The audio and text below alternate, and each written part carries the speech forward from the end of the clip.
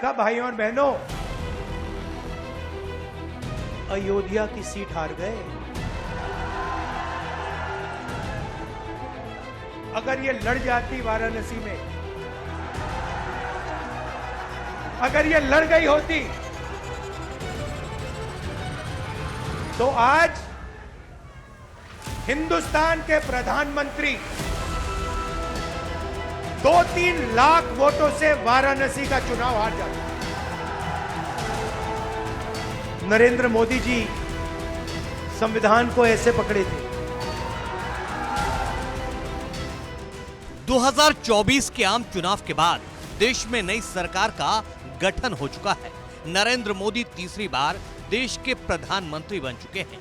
नए मंत्रियों के बीच विभागों का बंटवारा होने के बाद उन सब ने मंगलवार से अपने कामकाज की शुरुआत भी कर डाली है।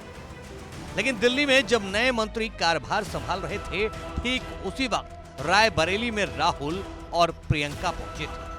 मकसद था अमेठी और रायबरेली में मिली जीत के लिए कार्यकर्ताओं और वहां की जनता का आभार जताने का। इसी खास मौके पर राहुल गांधी ने पहले तो बीजेपी की उस दुखती रग पर हाथ रख दिया जिसका बीजेपी को सरकार बना लेने के बाद भी मलाल है। मतलब अयोध्या नगरी की फैजाबाद लोकसभा सीट पर मिली हार। का भाइयों और बहनों, अयोध्या की सीट हार गए। राम मंदिर बनाया, उसमें इनॉग्रेशन में एक गरीब व्यक्ति आपने नहीं देखा होगा, एक किसान नहीं था, एक मजदूर नहीं था, एक पिछड़ा नहीं था, एक दलित नहीं। आदिवासी राष्ट्रपति से कहते हैं तुम यहां नहीं आ सकती। और आपने वहां पे देखा अदानी जी खड़े थे, अंबानी जी खड़े थे, देश के अरबपति खड़े थे, पूरा बॉलीवुड खड़ा था, क्रिकेट की टीमें खड़ी थी, मगर एक गरीब व्यक्ति नहीं खड़ा। तो जवाब अयोध्या की जनता ने भी दिया है। बीजेपी को फैजाबाद की हार याद दिलाने के बाद राहुल गांधी वाराणसी के मुद्दे पर पहुंच गए।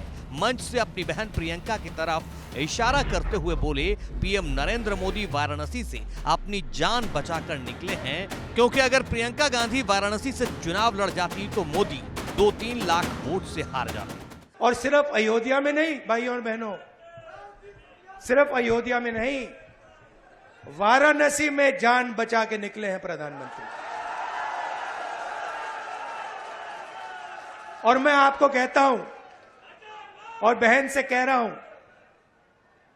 अगर ये लड़ जाती वाराणसी में, अगर ये लड़ गई होती तो आज हिंदुस्तान के प्रधानमंत्री 2-3 लाख वोटों से वाराणसी का चुनाव हार जाते।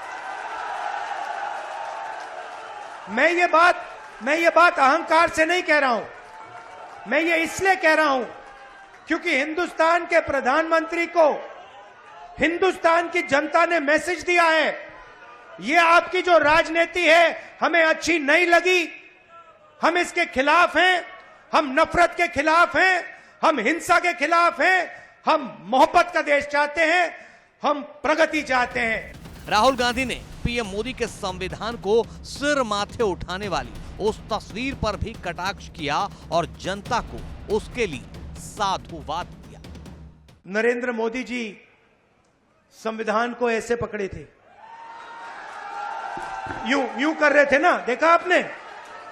ये आपका काम था, ये आपने करवाया है। देश के प्रधानमंत्री को आपने मैसेज भेजा है कि संविधान को आपने छुआ तो देखो हम आपके साथ क्या करते हैं।